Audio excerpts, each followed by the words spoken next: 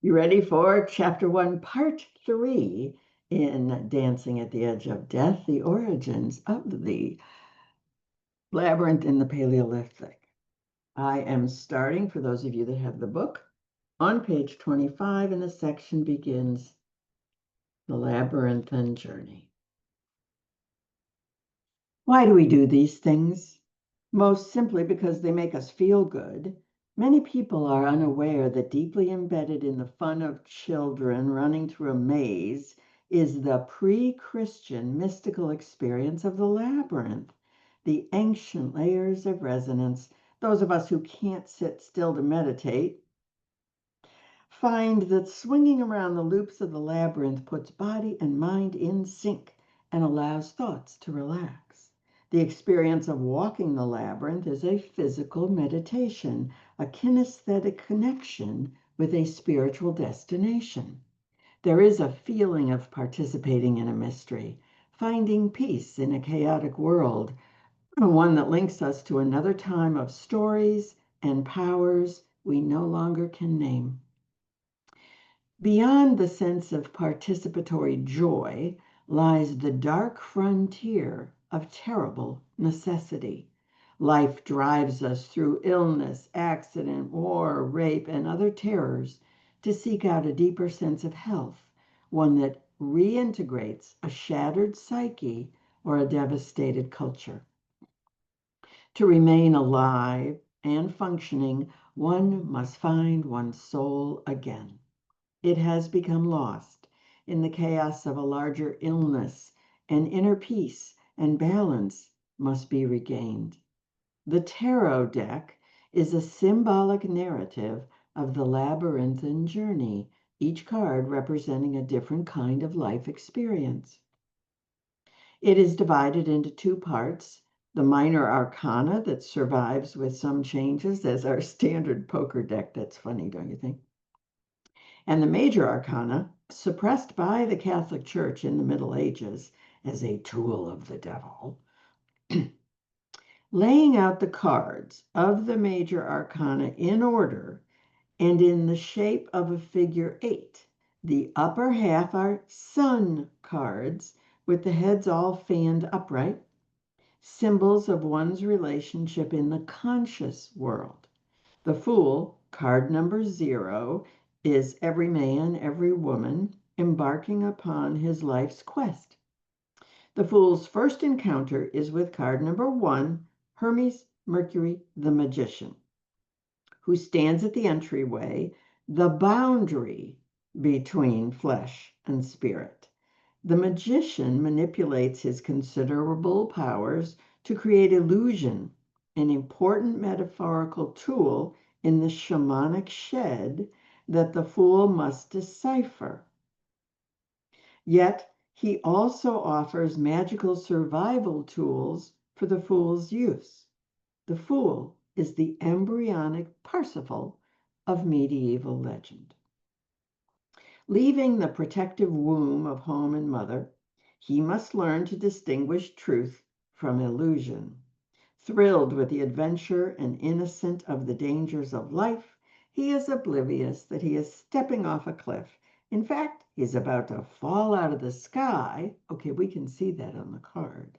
And into the labyrinth. That's the part that I needed Jody to explain. So the fool who's always walking up to the edge of a cliff is in fact about to fall out of the sky and into the labyrinth. Further down the path, the fool encounters other symbolic characters that represent relationships and experiences in the external conscious world. The appearance of the hermit, that's number 9. The appearance of the hermit warns the fool that an internal journey is about to begin. Alone with his staff and lantern, the hermit shows the way to life's deeper secrets.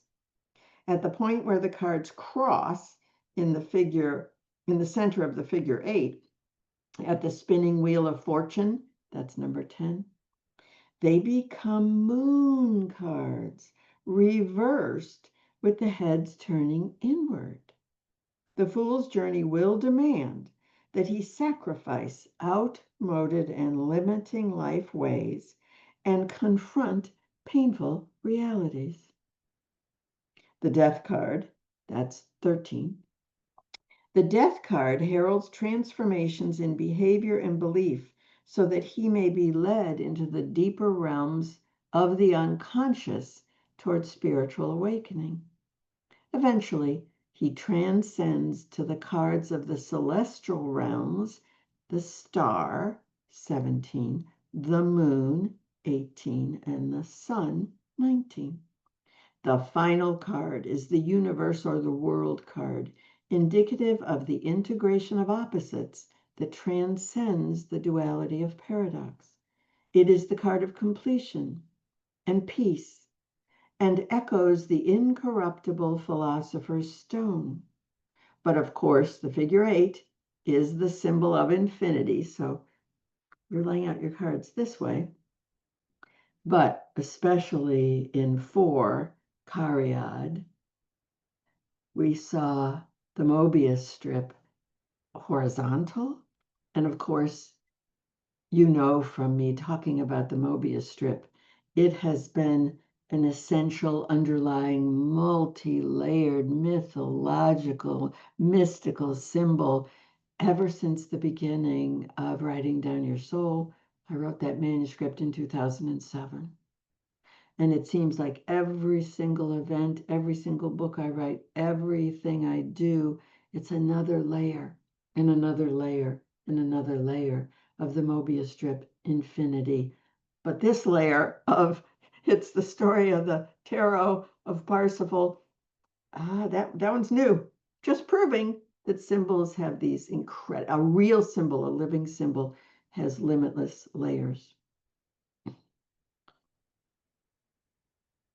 And of course, now I've lost my way. But of course, the figure 8 is the symbol of infinity, and we must return once again to the card of the fool. But as a wiser fool, to learn a different life's lesson. The labyrinth is an eternal spiral. Resonant meaning. A myth is creative in the most basic, self-animate sense. If a story can be easily pigeonholed and resolved, it isn't a myth. Although many myths, particularly popular Greek myths, have apparently been set in stone by publishers of the last 100 years, a closer examination of the sources reveals complex layers of interpretation. The gross simplification of myths, their Disneyfication, has led to interpretations that sanitize the mysteries right out of them with cute characters and happy endings. Even so, the Disney version of the medieval Welsh masterpiece, the Mabin, and now I looked up how to say it and now I'm struggling again. Mabinogion. I'm sorry. I actually Googled how do you say it. Mab, Mab, Mabinogion. Look it up yourself. Called the Black Cauldron was still too upsetting to many. Its version of the horned god Carnunos, I looked that one up too. Carnunos disturbed conservative Christians, making Zeus's rape cases palatable to children, has produced displays of writer acrobatics despite mythologists' protests that these are not and never were intended to be children's stories, nor were many fairy tales. A survey of the genuine Grimm Brothers collection reveals baby stealing, hideously painful trials and cannibalism concealed behind sugar-coated gingerbread walls. The women's movement and the revival of goddess worship has stimulated a re-examination of traditional testosterone-laden myths and produced some fascinating reinterpretations. Female scholars have gained entrance to the Holy of Holies, library archives. Isn't that adorable?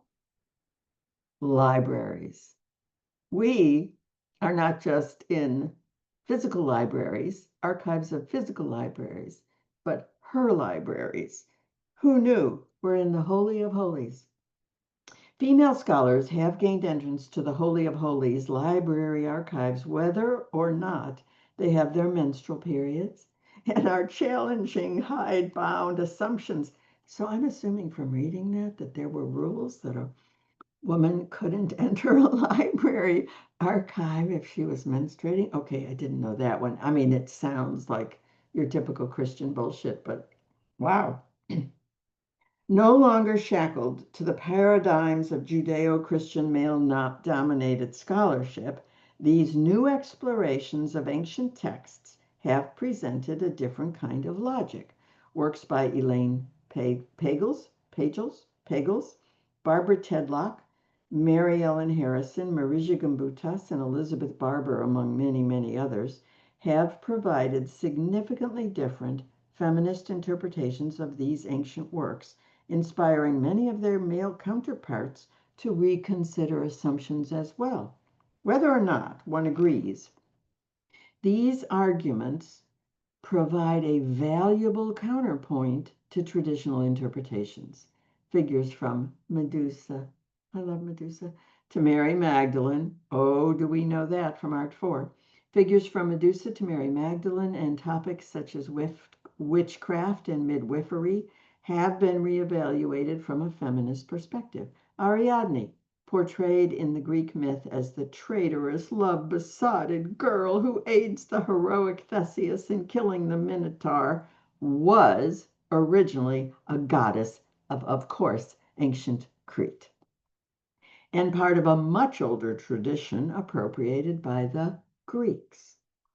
Appreciating the story from the point of view of the Cretans gives it a very different perspective, an historical echo, recounting a mythic version of the people of the great goddess being overtaken by the conquering Greeks, as did happen. The Minotaur, as well, has an earlier incarnation not so easily dismissed as a monstrosity. Recombinant mythology is our next section. In his marvelous book, The Marriage of Cadmus and Harmony, Robert Colasso introduces the mutable nature of myth by leading 5 different sections of the first chapter with, but how did it all begin? What a great question. And that would be a great question for personal deep soul writing.